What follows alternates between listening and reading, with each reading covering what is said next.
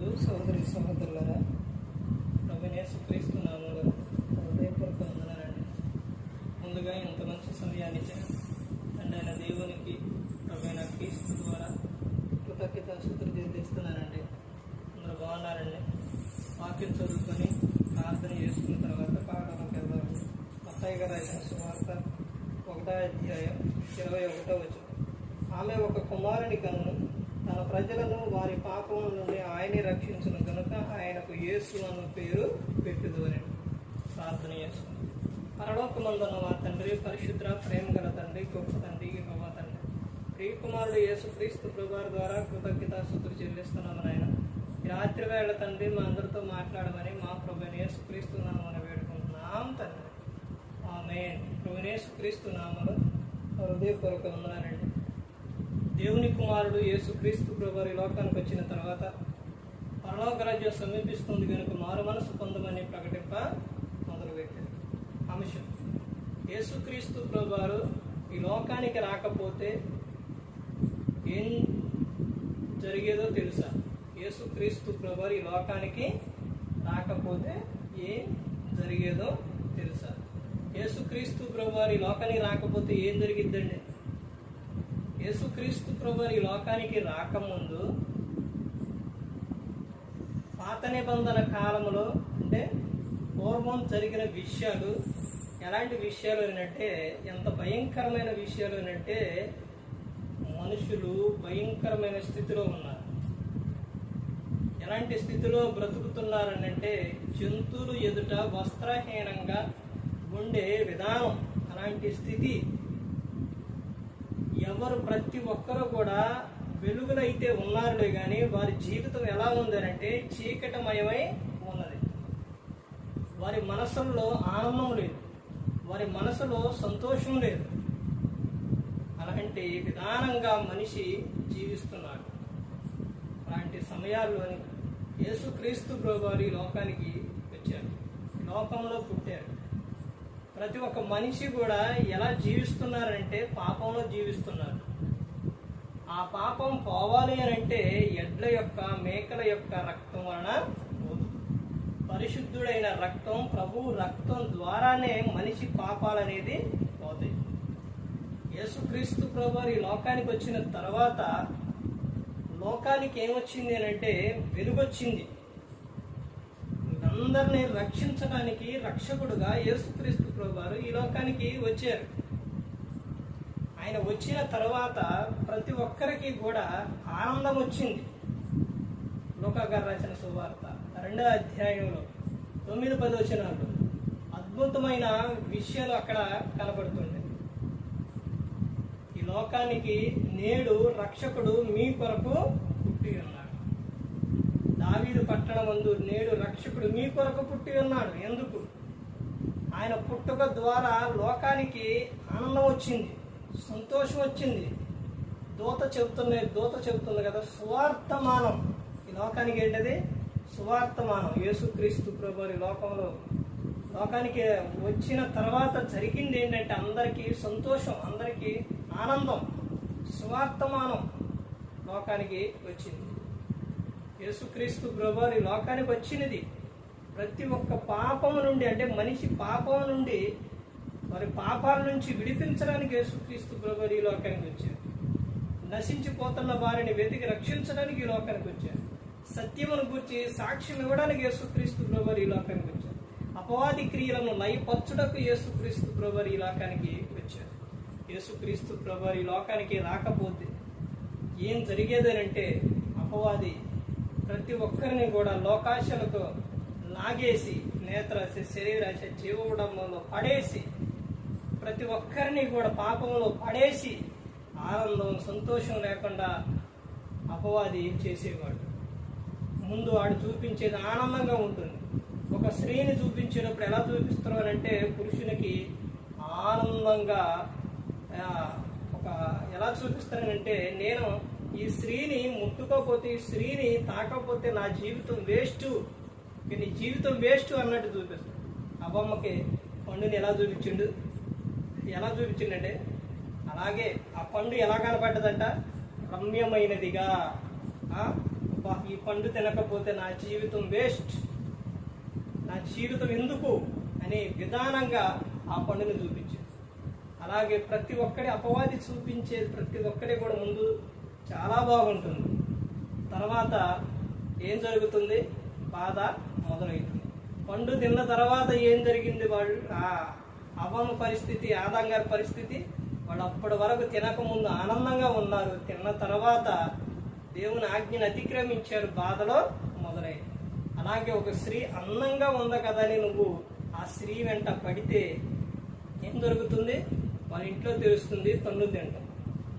అంతా కాకుండా నువ్వు బలవంతంగా స్త్రీని ఏదన్నా చేస్తే, అందంగా ఉన్నది కదా అని నువ్వు ఏదైనా ఆ స్త్రీ మీద అగత్యం అనేది చేస్తే నీ జీవితం ఏమైపోతుంది? నీ జీవితం అంతటితో అయిపోతుంది. బైబిల్ గ్రంథంలో అలా స్త్రీని చూసి పాపం మాలలేని కళ్ళు స్త్రీని చూసి ఒక విధానమైన కోరికలతో జీవించిన వారు, నేను ఈ స్త్రీని ముట్టుకోకపోతే నా జీవితం ఎందుకు, ఈ స్త్రీ వెంట వెళ్ళకపోతే నా జీవితం ఎందుకు అనుకున్న వారి జీవితం ఆ స్త్రీని ముట్టుకోవడంతో అంతటితో అయిపోయింది. జీవితం అక్కడికే క్లోజ్ అయిపోయింది. అమ్ములోను తామారు విషయంలో అన్నా వద్దన్నా కానీ వినలేదు. ఆ తర్వాత బలవంతంగా ఆమె ఇచ్చేసిండు. తర్వాత ఏం జరిగింది? మరలా ఇంకొక అమ్మాయి తర్వాత వివాహం చేసుకొని ఆనందంగా ఏమన్నా ఆ స్త్రీని ముట్టుకోవడంతోనే అక్కడతో ఇక ఏమైపోయింది? పాపం వలన వచ్చు జీతం మరణం. వచ్చేసిందే, వచ్చేసింది. సంసోను గారి పరిస్థితి అదే. ప్రతి ఒక్కరి పరిస్థితి. ఆయన పరిస్థితి ఏంటంటే ఆయన బలవంతంగా ఏం చేయలేదు, కానీ సంసోను గారు ఆ స్త్రీ ఎరలో పడి ఏమైపోయిండు? ఆ 2 కళ్ళు పీకేశారు. చూశారండి, పాపం ఒక మనిషిని పట్టుకుంటుంది. పాపం ఒక వ్యక్తిని పతనానికి తీసుకువెడుతుంది.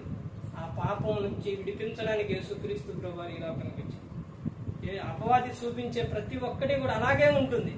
డబ్బు విషయంలో, అమ్మాయిల విషయంలో, అబ్బాయిల విషయంలో, కోరికల విషయంలో, ఇవన్నీ కూడా అపవాది చూపించేది ముందు బాగానే ఉంటుంది. ఆ తర్వాత కోరిక తీరిపోయిన తర్వాత బాధ మొదలవుతుంది. ఇప్పుడు డబ్బులు కావాలంటే డబ్బులు ఎందుకు కావాలి? ఏదైనా వస్తువు కొంటానికో లేకపోతే దేనికన్నా ఆనందానికి ఏం కావాలి? డబ్బు అవసరం. ఆ డబ్బు అవసరం వచ్చింది అని ఎప్పుడైతే నీకు ఆలోచన వస్తుంది, ఎప్పుడైతే నువ్వు అంటావో, ఎప్పుడైతే అడుగుతావో, అపవాది చెప్పేది ఏంటంటే చేసేయి, అప్పు చేసేయి, ఎడగడ తీసుకో, దొంగతనం చేసేయి అని చెప్తాడు. ఇప్పుడు అప్పు తీసుకున్న తర్వాత అప్పు తీసుకుని అవి కొనేస్తాం. తర్వాత అవి తీసుకునేటప్పుడు బాగానే ఉండిద్ది. తర్వాత అవి కట్టేటప్పుడు ఎలా ఉంటుంది? చాలా బాధ కలుగుతుంది. అలాగే ప్రతి ఒక్కటి కూడా అపవాది ముందు చూపించేది ఆనందంగా ఉంటుంది, తర్వాత బాధ అనేది వస్తుంది. కానీ దేవుడు అలా కాదండి. యేసుక్రీస్తు ప్రభువు ముందే చెబుతారు. నీకు బాధ కలిగినా ముందే చెబుతారు. ఎందుకంటే ఆయన చెప్పే దాంట్లో మంచి ఉంటుంది, అపవాది చెప్పే దాంట్లో మంచి ఉండదు, చెడు కనబడుతుంది. యేసుక్రీస్తు ప్రభువు చెప్పే విషయం ఏంటంటే, ఇదిగో నాయన ముందే నువ్వు జాగ్రత్త పడు అని అపవాది చెప్తున్నాడు. యేసుక్రీస్తు ప్రభువు చెప్తాడు. అపవాది ఆడేం చేస్తారంటే మనకి జాగ్రత్తలు ఏం చెప్పడు, మనం బాగుండాలని కోరుకునేది యేసుక్రీస్తు ప్రభువు. అది ప్రతి ఒక్కరూ గమనించుకోవాలి. యేసుక్రీస్తు ప్రభువు ఈ లోకానికి రాకపోతే ప్రతి ఒక్కరూ అపవాది ఎరలో పడిపోయి, ఆడి వలలో పడిపోయి వారి జీవితాలను నాశనం చేసుకునేవారు. ప్రతి ఒక్కరు గమనించుకోవాలి, ప్రతి ఒక్కరూ కూడా తెలుసుకోవాలి. ఇదిగో లోక రక్షకుడు ఈ లోకానికి వచ్చిండు, ఇదిగో నా ద్వారానే మీరు పరలోకం చేరతారు, నా మాట వినండి అని ఎంత చెప్పినా కానీ ఈ దేవుని మాట వినేవారిగా లేదు. యేసుక్రీస్తు ప్రభువు ఆయన లోకానికి వచ్చి చెప్తున్న విషయం ఏంటంటే, ఇదిగో నేనే మార్గం, నేనే సత్యం, నా ద్వారానే తండ్రి యొద్దకు వస్తారు, ఇదిగో నా యొద్దకు రాండి, నేను మీకు విశ్రాంతిని కలుగు చేస్తా, విశ్రాంతిని కలుగు చేస్తానని ప్రతి ఒక్కరూ గమనించుకొని ప్రతి ఒక్కరూ కూడా తెలుసుకోవాలి. లోకం శాశ్వతం కాదు, శాశ్వతమైన లోకం ఉంది, పరలోకం. పరలోకం చేరాలనే యేసుక్రీస్తు ప్రభువారు ఈ లోకానికి వచ్చి మనందరి కోసం ప్రాణం పెట్టారు. యేసుక్రీస్తు ప్రభువారు ఈ లోకానికి ఆయన రాకపోతే ఒక్కొక్కరి పరిస్థితి ఎంత భయంకరమైన స్థితికి ఉండేదంటే ఒక్కరికి కూడా ఆనందం అనేది ఉండేది కాదు, సంతోషం అనేది ఉండేది కాదు. యేసుక్రీస్తు ప్రభువారు ఈ లోకానికి వచ్చిన తర్వాతే అందరికీ ప్రతి ఒక్కరికి ఆనందం అనేది వచ్చింది, సంతోషం అనేది వచ్చింది, తమ ప్రాణాలకు విశ్రాంతి అనేది వచ్చింది. ప్రాణం విసుగుపోయి చనిపోయిన వారు ఎంతమంది ఉన్నారంటే ఎంతో మంది ఉన్నారు. క్రీస్తులోకి వచ్చిన వారు కూడా చనిపోవాలి అనే ఆలోచన ఒకవేళ వచ్చినా కానీ వెంటనే ఏం గుర్తొస్తుందంటే వాక్యం గుర్తొస్తుంది, యేసుక్రీస్తు ప్రభువారు గుర్తొస్తారు, ఆయన మాటలు గుర్తొస్తాయి, అందుకని ఆగిపోతారు. అదే దేవునిలో లేని వారు, ఈ మాటలు హృదయంలో లేని వారు ఏం చేస్తారంటే వెంబడే చనిపోవాలన్న ఆలోచన రాగానే ఉరి పెట్టుకోను, ఎక్కడైనా దూకో, లేకపోతే మందు దాగో ఏదో ఒకటి చేసుకొని చనిపోతారు. చూసారండి, యేసుక్రీస్తు ప్రభువారు ఈ లోకానికి ఆయన రావడంతో ప్రతి ఒక్కరికి కూడా ఒక వెలుగు అనేది వచ్చింది, ప్రతి ఒక్కరికి రక్షణ అనేది వచ్చింది, ప్రతి ఒక్కరు కూడా ఆనందంగా పరలోకం నిత్య జీవంలో ఉండే అవకాశం అనేది వచ్చింది. క్రీస్తుని నీ హృదయంలో ఆహ్వానించినప్పుడు, నువ్వు మారు మనస్సు పొంది పాపక్షమాపణ నిమిత్తం యేసుక్రీస్తు నామమున నువ్వు బాప్తిస్మం పొందినప్పుడు ఎక్కడ చేరతావు? పరలోకానికి చేరతావు. అందుకని మారు మనసు పొంది మారు మనసులకు తగిన ఫలాలు ఫలించుడి అని చెబుతున్నారు. ప్రతి ఒక్కరు కూడా గమనించుకో. ఇప్పుడు బాప్తిస్మం పొందారండి, ప్రతి ఒక్కరూ గమనించాలి. బాప్తిస్మం పొందారు. ఇప్పుడు దాని ముందు మీకు అర్థం అవ్వడానికి, ఒక వ్యక్తికి అనారోగ్యం వచ్చింది, కాంగ్రెలు వచ్చినాయి, హాస్పిటల్కి వెళ్ళారు. హాస్పిటల్కి వెళ్ళిన తర్వాత డాక్టర్ చూసి మీకు కామెర్లో అని చెప్పాడు. ఇప్పుడు కామెర్లో అని చెప్పినప్పుడు ట్యాబ్లెట్ ఇచ్చారు. ఈ ట్యాబ్లెట్లు ఇచ్చినప్పుడు నువ్వు పత్యం చేయాలి నాయన అని చెప్పారు. ఇంటికి వచ్చాడు, ట్యాబ్లెట్లు వేసుకోండి. చక్కగా డాక్టర్ ఏమైతే చెప్పిండో ట్యాబ్లెట్లు వేసుకోవాలి అన్నాడు. ట్యాబ్లెట్లు వేసుకోండి, అయినా కానీ అవి తగ్గలేదు, చనిపోయాడు. కారణం ఏంటంటారు? కారణం ఏమిటి అని అంటే డాక్టర్ గారు ఏం చెప్పారు? టాబ్లెట్తో పాటు పత్యం చేయాలి నాయన అని చెప్పారు. అది చేయలేదు కాబట్టి అక్కడ ఏమైపోయాడు? చనిపోయాడు. అలాగే బాప్తిస్మం తీసుకోవడంతోనే పరలోకం చేరాలి. తీసుకున్న తర్వాత ఏం చేయాలి? మారు మనసులకు తగిన ఫలాలు ఫలించాలి. అంటే బాప్తిస్మం తీసుకోవాలంటే ముందు ఏం చేయాలంటే మారు మనసు పొందాలి. మారు మనసు పొంది అప్పుడు పాపక్షమాపణ నిమిత్తం బాప్తిస్మం అనేది తీసుకోవాలి. ప్రతి ఒక్కరు కూడా తెలుసుకోవాలి. ప్రతి ఒక్కరు కూడా గ్రంథం చదివితే ప్రతి ఒక్కరికి కూడా అర్థమైంది. క్రీస్తు ఈ లోకంలోకి వచ్చిన తర్వాత ఈ లోకానికి అందరికీ ఆనందం అనేది, సంతోషం అనేది వచ్చింది. దానితో పాటు రక్షణ అనేది ప్రతి ఒక్కరికి కూడా వచ్చింది. తర్వాత ప్రతి ఒక్కరు కూడా పరలోకం చేరే అవకాశం అనేది వచ్చింది. క్రీస్తుని నీ హృదయంలో ఆహ్వానించి సొంత రక్షకునిగా నువ్వు ఆహ్వానించినప్పుడు, క్రీస్తుని పోలి నడిచినప్పుడు ఈ లోకం మీద పరలోకానికి చేరుకుంటారు. ప్రతి ఒక్కరు కూడా దేవుని యందు భయభక్తులు కలిగి పరిశుద్ధాత్మ మాట ఇంటూ హృదయ శుద్ధిని కాపాడుకుంటూ క్రీస్తుని పోలి నడుచుకున్నప్పుడు ఈ లోకం ఇచ్చిన పరలోకానికి చేరుకుంటారు. మరి ఈ విధంగా నిలబెట్టి మాట్లాడించిన తండ్రి దేవునికి కృతజ్ఞతాస్తుతులు చెల్లిస్తూ ఇంతవరకు శ్రద్ధగా ఉన్న మీకు ప్రభు పేరున హృదయపూర్వకంగా చెల్లిస్తూ మాటలు ముగిస్తున్న అందరికీ